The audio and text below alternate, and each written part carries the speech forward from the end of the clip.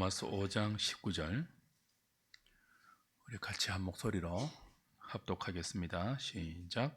한 사람이 순종하지 아니하므로 많은 사람이 죄인 된 것 같이 한 사람이 순종하심으로 많은 사람이 의인이 되리라.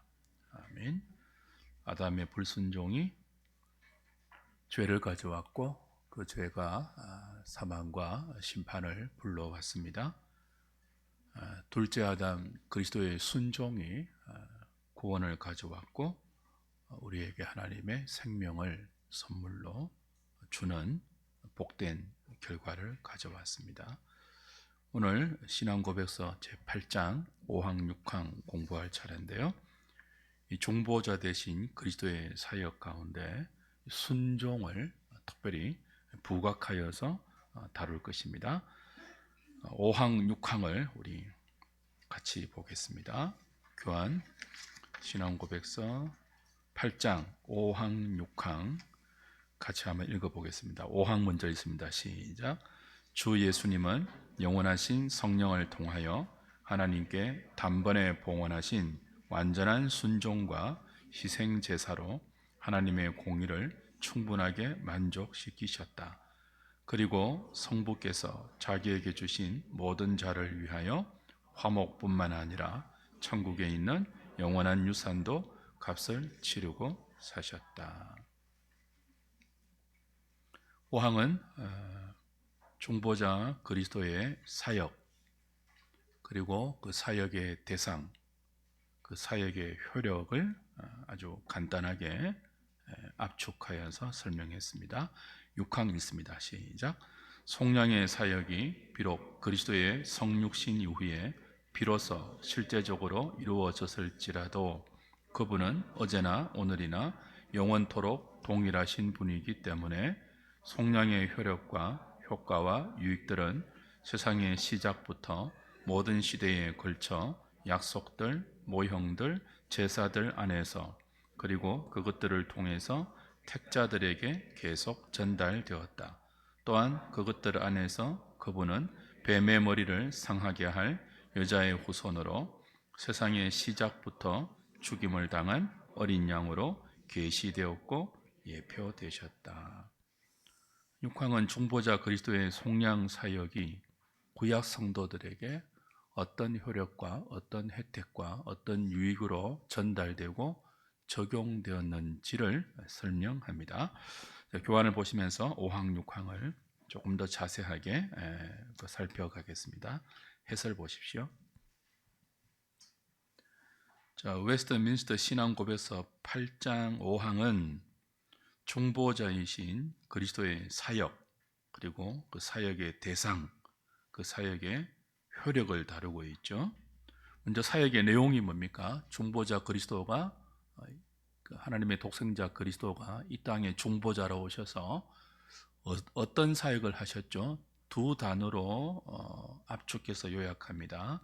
순종과 희생의 사역을 하셨다.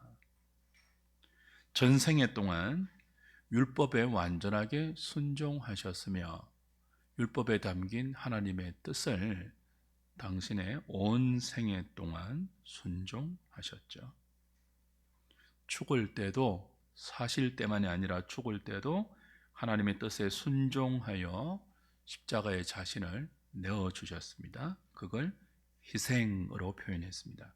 그러니까 순종과 희생이 구분되지 않고요, 분리되지 않고요, 같은 순종인데 하나는 십자가의 희생이라고 조금은 다르게 표현했습니다. 그래서 중보자이신 그리스도의 사역은 크게 순종과 희생이다, 그렇게 요약했습니다. 이 그리스도의 완전한 순종, 완전한 희생이 하나님의 공의를 만족시키셨고, 그리고 그리스도의 이 완전한 순종과 희생은 성령을 통하여 이루어진 사역이다, 그렇게 8장 5항은 우리에게 가르쳐 줍니다. 자, 여기서 외민 신앙고백서 8장 5항이 표면적으로 단어적으로 이렇게 내세우지는 않지만 신학적인 논쟁의 대상이 되어 있는 능동적 순종 그리고 수동적 순종을 순종과 희생으로 구분해서 암시해 줍니다. 2번 보십시오. 해설 2번에 왜 중보자의 사역에 수동적 순종만이 아니라 수동적 순종은 십자가 희생을 의미하는 표현이에요. 신학적인 표현입니다. 수동적 순종만 아니라 능동적 순종이 필요합니까? 능동적 순종은 십자가의 희생을 포함하는데 출생부터 죽을 때까지 살아 계시면서 율법에 순종한 모든 완전한 순종을 능동적 순종으로 표현하고 그 정점인 십자가의 죽음을 수동적 순종 그렇게 뭐 한다고요? 구분한다고요. 왜 이렇게 구분해서 설명하죠? 능동적 순종을 통하여 예수 그리스도가 우리를 위한 험없는 희생 제물의 자격을 획득해야 하기 때문입니다. 그리스도가 우리를 대표해서 율법에 완전하게 순종하는 인생을 사셔야 우리를 위한 하나님이 택한 자를 위한 험없는 희생 제물이 될 수 있기 때문이에요. 자, 구약에 예수 그리스도의 십자가를 예표하는 짐승 제사, 그죠? 이 동물을 죽여서 그 피와 희생 제물을 드리는 이 짐승 제사도 험없는 제물이어야 되잖아요. 죄인된 우리를 대신하는 희생 제물은 험이 없어야 돼요. 죄가 있으면 안 돼요. 그 구약의 희생 제사를 완전하게 성취하는 유월절 어린 양으로 오신 중보자 그리스도는 당신의 인성으로, 이건 신성이 아닙니다. 당신의 인성으로 우리와 똑같은 인성을 가진 인생의 대표이되 험없는 제물이 되기 위하여 당신의 온 생애를 뭐 한다고요? 율법에 완전하게 순종하여 율법의 의를 성취해야 했습니다. 그걸 신학적으로 뭐라고 표현한다고요? 능동적 순종 그렇게 표현한다고요. 뭐라고요? 능동적 순종. 그 능동적 순종의 사실은 하이라이트가 십자가의 죽음, 희생, 다른 말로는 수동적 순종 그렇게 불러요. 수동적 순종이란 말은 어쩔 수 없이 죽었다 그런 뜻이 아니고 능동적 순종에 대비되는 표현입니다.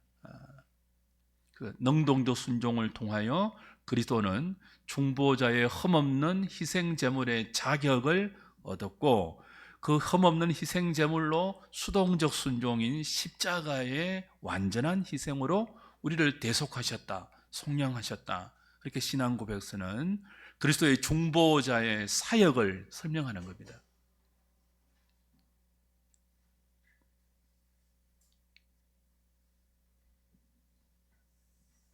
만약에 예수님이 능동적 순종을 통해서 율법의 완전한 의를 획득하지 않으셨다면 십자가에 죽으셔도 그 중보자의 자격이 안 되는 거예요. 하나님의 공의를 만족시킬 수 없는 거예요.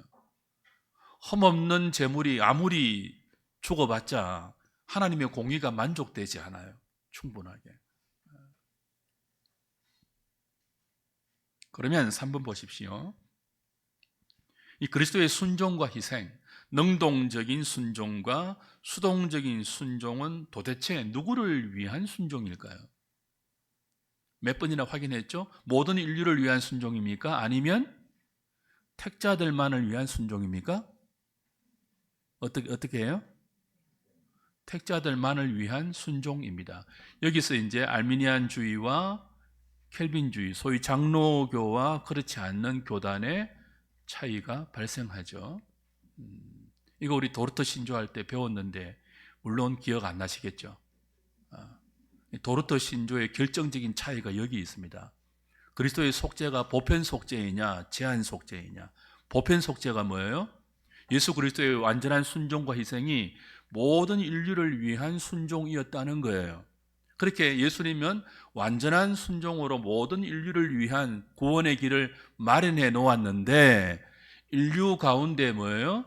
인류가 사람들이 그 그리스도의 완전한 구원의 희생을 받아들이느냐 받아들이지 않느냐에 따라서 구원이 결정된다는 것이 학론파 알미니우스주의의 주장입니다. 보편 속죄예요.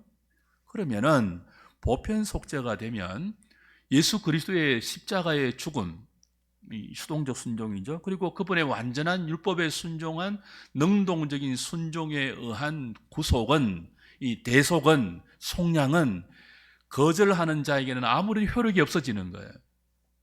무슨 말인지 이해가 됩니까? 예수님이 아무리 십자가에서 완전한 하나님의 공의를 만족하시고 충족시키시고 우리를 위해서 구원의 은총을 베풀었다 할지라도 그 효력은요, 우리가 거절하면은 아무 소용이 없어지는 거예요. 그럼 어떻게 돼요? 하나님의 구원의 능력이 인간의 저항으로 무효화될 수 있는 무능한 능력이 되는 거죠. 그래서 도르트 회의는 총회를 열어서 이 학론파들의 항의를 성경적으로 반박하고 이들의 주장이 잘못됐다고 도르트 5대 교리로, 도르트 신조로 확립하죠. 그렇지 않고 예수님은 누구를 위해서요?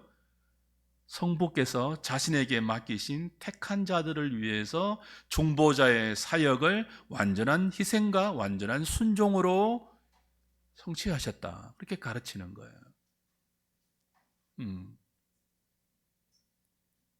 고개를 끄덕여 주신다. 그 택한 자들 안에 우리가 들어있으니 얼마나 감사한 일이에요. 하나님의 사랑은요, 하나님의 은혜는요, 자, 내가 너희들을 위해서 구원의 길을 마련해 줄게, 나머지는 너희들이 알아서 해, 그렇지 않습니다. 예수님 뭐라고 했습니까? 아버지께서 내게 주신 자는 한 사람도 빼앗기지 않는다고 했습니다. 한 사람도 빼앗기지 않기 위해서 당신이 심판받아야 할 우리 대신 하나님의 아버지의 심판을 받고 하나님께 버림을 받고 살리시는 거예요, 우리를. 택한 자들을 위해서입니다. 이를 신앙고백서 8장 5항은 이렇게 말하죠. 성부께서 자기에게 주신 모든 자를 위하여, 성자는 뭐예요? 중보자로서 순종과 희생의 사역을 감당하셨다. 그렇게 가르치고 있죠.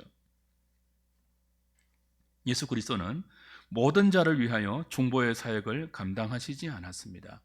모든 자를 위해서 하나님의 아들이 돌아가셨습니다.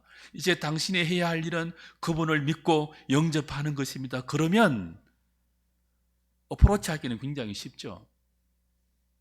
복음을 전하기는 굉장히 좋아요. 그렇게 하는 것이 스킬적으로 눈물을 뚝뚝 흘리면서 하나님과 하나님의 독생자가 우리를 위한 모든 구원의 길을 당신의 사랑과 은혜로 마련해 주셨습니다. 이제 당신이 할 일은 그 사랑을 받아들이는 거예요.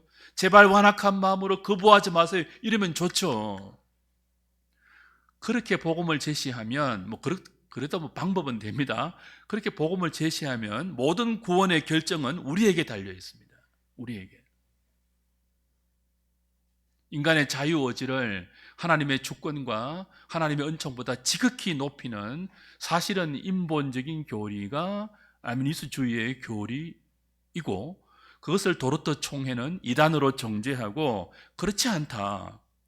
그리스도는 중보자로서 전적으로 타락하고 전적으로 부패한 우리들을 위해서 무조건적인 하나님의 선택에 의하여 택자들을 위해서 속죄 사역을 이루셨다. 그렇게 가르치는 거고, 신앙고백서 8장 5항도 분명히 이 보편 구원이 아닌 제한 속죄를 성부께서 자기에게 주신 모든 자를 위하여라는 문구로 천명하고 있는 거죠. 자, 그럼 4번입니다. 그리스도가 행하신 이 사역의 효과, 순종과 희생이라는 이 사역의 효과는 무엇입니까? 첫 번째는 하나님의 공의를 만족시킨 거예요. 두 번째는요, 그렇게 해서 하나님과 원수되었던 우리를 하나님과 화해시킨 거예요. 화목해 하셨죠. 세 번째는요, 화목으로 끝나지 않고 천국에 있는 영원한 생명을 우리의 유산으로 상속시키고 살아있는 동안에도 믿는 자에게 그 영원한 생명을 하나님을 아는 지식으로 누릴 수 있게 하신 것입니다. 그것이 중보자이신 그리스도가 순종과 희생의 사역으로 택자들에게 베푸신 구원의 그 효력과 혜택과 유익들이죠. 우리가 그 혜택과 효력과 유익들을 그리스도 안에서 누리고 있는지 이제 우리는 점검해야 합니다. 하나님과 화목한 그 화목을 누리고 계십니까? 화목만이 아니라 하나님과의 관계 개선만이 아니라 중보자이신 그리스도의 끝없는 중보 사역으로 말미암아 오늘도 우리가 하나님이 그리스도 안에서 우리에게 허락하신 이 하늘의 생명을 유업으로 누리고 있는지 점검하시란 뜻이죠. 이 하늘의 영원한 생명을 땅에 사는 우리의 생명으로 누리고 있다면 우리는 이 땅에서 당당할 수 있습니다. 여러분이 만약 빌 게이츠의 상속자라고 생각해 보십시오. 어디 가서 주눅 들겠습니까?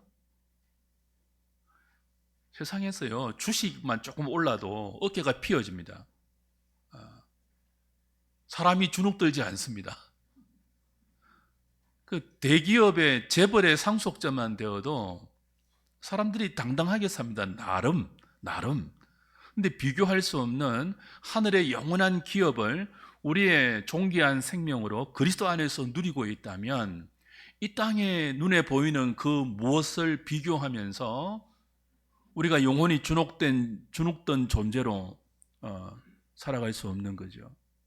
보다 당당해야죠. 동시에 때를 따라 돕는 은총을 은혜의 보좌 앞에 나가서 언제든지 예수 중보자이신 그리스도의 이름으로 아버지께 청구할 수 있지 않습니까? 이걸 이제 점검해야 되는 거죠. 택자들에게만 허락된 이 복된 유산, 유업, 영원한 하늘의 기업을 우리의 분깃으로 누리고 있는 이 복을 우리가 정말 이 땅에 사는 동안에 누리고 있는지, 그리고 나누고 있는지, 그리고 그것을 흘려보내면서 다른 사람들을 그리스도에게 초대하고 있는지 돌아보아야 되는 거죠.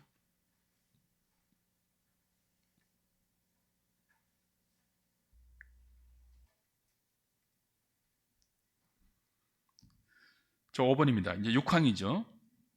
6항의 내용이 뭐라고요? 구약 성도에게도 이 중보자이신 그리스도의 사역의 혜택과 효력이 적용되느냐, 전달되느냐 하는 문제입니다. 같이 한번 읽어볼까요? 5번 시작. 6항은 그리스도의 중보와 속량이 성도에게 미치는 효력에 대해 다룹니다. 구약 성도들은 그리스도의 속량이 아직 실제로 이루어지지 않았던 때를 살았습니다. 그렇다면 그들은 어떻게 중보자 그리스도의 구속사역의 효력과 혜택들을 받았습니까? 신앙고백서 8장 6항은 이렇게 설명합니다. 속량의 사역이 비록 그리스도의 성육신 이후에 비로소 실제적으로 이루어졌을지라도 그분은 어제나 오늘이나 영원토록 동일하신 분이기 때문에 속량의 효력과 효과와 유익들은 세상의 시작부터 모든 시대에 걸쳐 약속들, 모형들, 제사들 안에서 그리고 그것들을 통해서 택자들에게 계속 전달되었다. 또한 그것들 안에서 그분은 뱀의 머리를 상하게 할 여자의 후손으로 세상의 시작부터 죽음을 당할 어린 양으로 계시되었고 예표되셨다. 자, 이건 이미 신앙고백서 7장 언약에 대해서 공부할 때 이미 배운 것입니다. 그죠? 그러니까 언약의 중보자이신 그리스도의 구속 사역의 효과와 효력들은 구약 성도들에게도 약속들, 예표들, 모형들, 그리고 유월절 어린 양과 할례들, 그것들을 통해서 모자람 없이 충분하게 계시되었고 성령을 통하여 구약 성도들에게도 그 은혜와 혜택들이 동일하게 적용되었다라고 이미 우리가 뭐예요? 배운 것을 8장 6항은 다시 반복해서 복습하고 있죠. 구약 성도들도 동일하게 성령의 은혜에 의해서 뭐예요? 약속들과 모형들과 예표들과 할례와 유월절 어린 양, 그 밖에 수많은 그리스도를 바라보게 하는 그림자로서 성령을 통하여 충분하게 전달되었다는 거예요.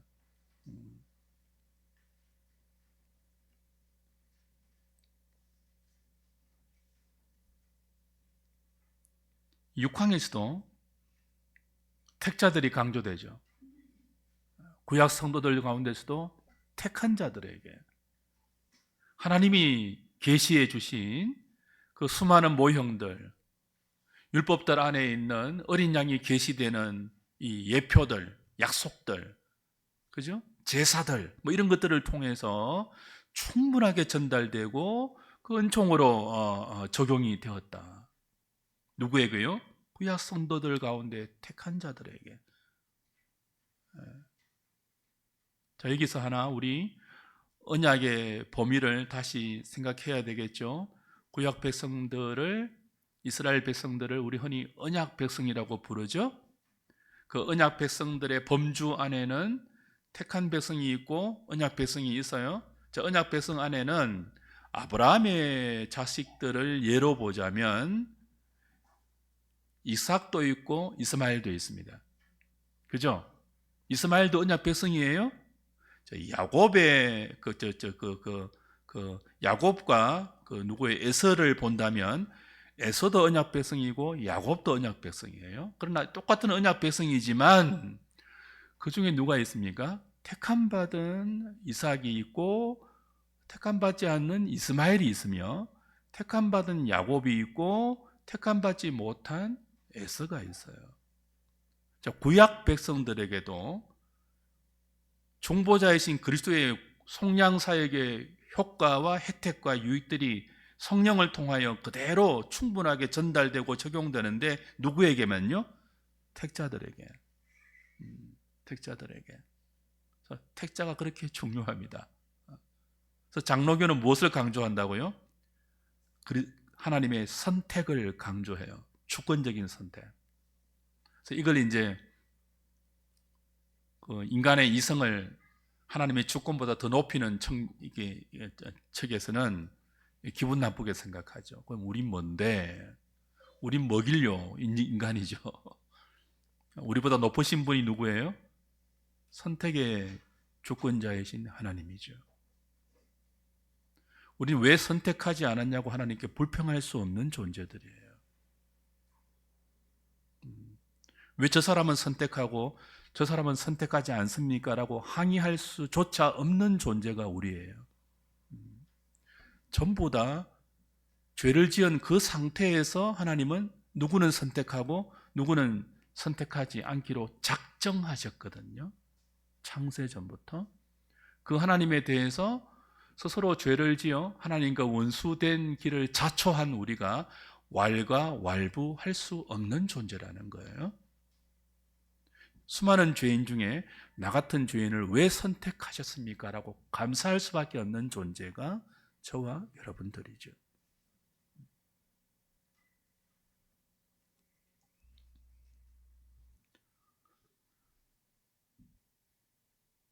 그러면 구약의 택한 성도들에게 그리스도가 행하신 구속사역의 혜택과 효력들이 성령을 통하여 우리와 똑같이 유효하게 적용되고 그리고 역사된다면 그것을 가능하게 한 원인이 뭔가라고 할 때 신앙고백서 8장 6항은 어제나 오늘이나 동일한 하나님의 신적 속성이다. 그렇게 가르쳐 줍니다. 자, 하나님의 속성은 시간의 제한을 받지 않습니다. 하나님의 영원하심, 지혜로우심, 광대하심, 오로심, 선하심, 그것은 창조로부터 생겨난 시간의 구애를 받지 않습니다. 어제나 오늘이나 인간을 창조하고 우주를 창조하기 전부터 하나님은 신실하신 분이고 당신의 선하신 주권으로 온 세상에 찬송받기에 합당한 분이에요. 어제나 오늘이나 동일한 이 그리스도의 신적 속성 때문에 구약 백성들에게도 아직 뭐죠? 그리스도가 성육신하셔서 순종과 희생의 완전한 중보자의 사역을 이 땅에서 다 성취하기 전에도, 그죠? 구약 백성들도 뭐죠? 어제나 오늘이나 동일한 그리스도의 신적 속성과 그 신적 속성에 기초한 신적 작정 때문에 구약 성도들도 택하신 성도는 동일한 중보자의 은총을 그들의 혜택과 효력으로 누리게 된다는 거죠. 이게 이제 이해가 안 되면 작정을 생각하셔야 됩니다. 7절 보십시오. 7번 보십시오. 이미 우리가 하나님의 작정도 그 신앙고백서 3장에서 배웠습니다. 고백서 3장 1항은 이렇게 말해요. 하나님의 작정을 하나님께서 영원부터 자기 자신의 지극히 지혜로우시며 거룩한 의지와 경륜에 의해 무엇이든지 발생하게 될 일을 자유로우며 변하지 않게 그죠? 작정하셨다라고 말하죠. 자, 고백서 3장 6항도 이렇게 말합니다. 하나님께서 선택된 자들을 영광에 이르도록 정하셨던 것처럼 자신의 영원하며 지극히 자유로운 의지와 그 목적에 의해 영광에 이르는 모든 무엇도요? 수단도 미리 정하셨다. 그죠? 인간을 짓기도 전에 영원한 삼위 하나님의 작정 속에 이미 뭐예요? 죄를 지은 인간을 구원하기 위한 구원의 수단도 미리 작정해 놓았다는 거예요. 어디 안에서? 그리스도 안에서.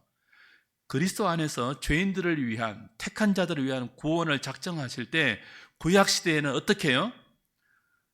충보자 그리스도를 예표하는 수많은 약속과 모형과 그림자와 그 구약의 율례 안에 담겨 있는 제도들을 통하여 구약 백성들의 구원을 작정해 놓았다는 거예요. 그렇기 때문에 이 어제나 오늘이나 동일한 영원한 신적 작정과 그 신적 작정의 기초가 되는 하나님의 신적 속성에 의해서 구약 성도들도 신약 성도와 똑같이 아직 그리스도가 오시지 않았음에도 불구하고 그 그리스도를 예표하는 수많은 수단들에 의해서 동일한 효력과 구원의 혜택을 누리게 된다. 그렇게 신앙고백에서는 우리에게 가르쳐 줍니다.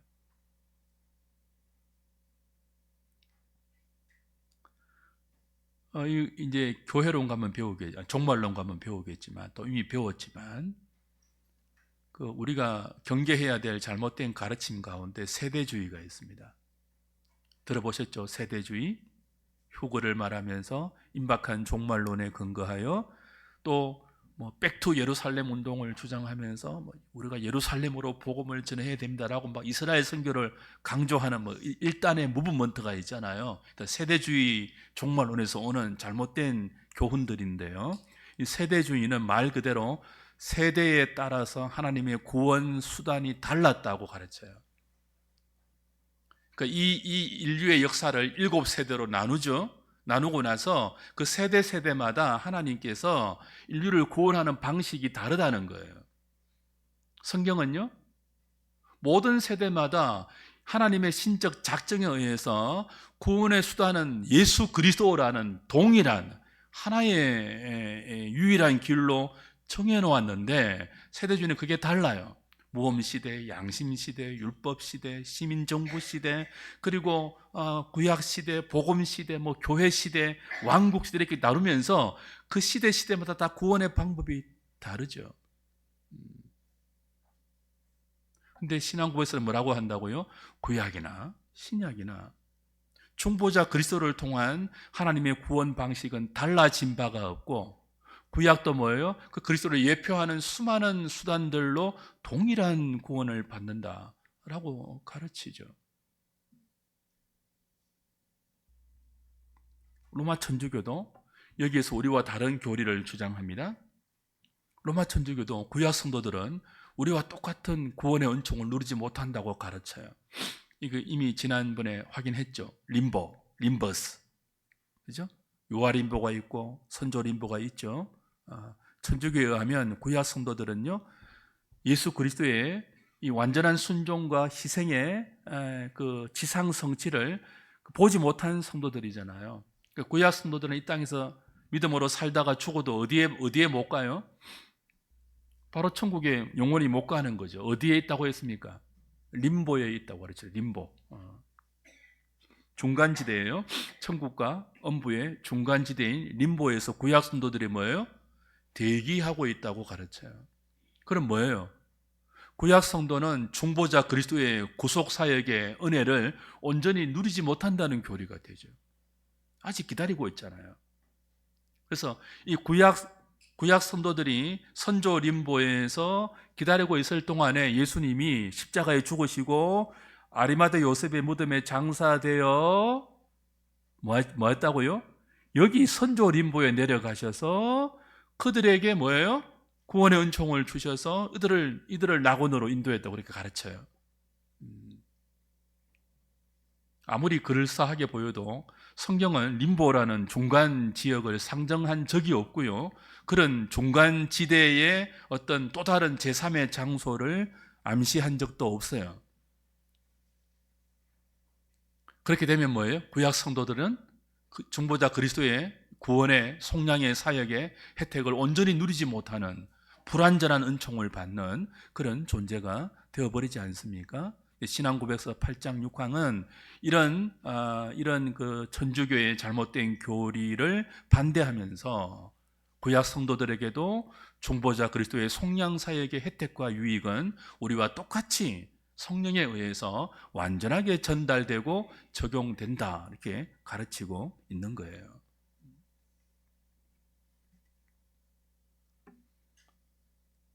오늘은 여기까지 하겠습니다. 질문이 없으시죠? 네, 질문하십시오. 네, 5항의 첫 줄. 네, 네. 성령을 통하여 완전한 희생, 완전한 순종을 하셨다는 뜻이에요. 달라지죠. 그냥 인간적인 노력과 의지의 결과로 완전한 순종과 희생이 가능하다는 교리가 탄생할 수 있죠. 하나님인데 그 하나님의 신성을 마술적으로 사용하신 것이 아니죠. 성령의 은총을 받고 성령의 기름 부음을 받아서 그 신성과 인성이 신비하게 결합된 한 유격의 두 본성을 통하여 성령의 은총으로 뭐 하신 거예요?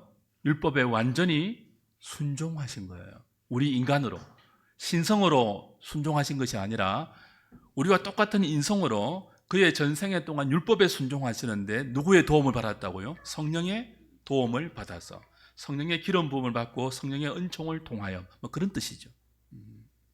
이게 없으면 뭐예요? 성령을 통하지 않고도 인간은 누구라도 뭐예요?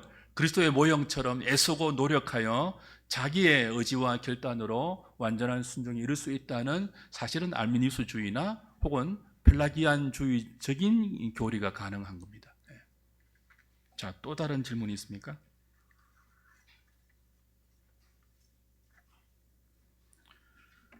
목요일 날 3월 달부터 목요 교리 공부할 때 질문하실 분들은 더 많이 오셔가지고 그때 질문하시기 바랍니다. 자, 오늘은 여기까지 하겠습니다. 찬송가 80장 찬송하고 주기도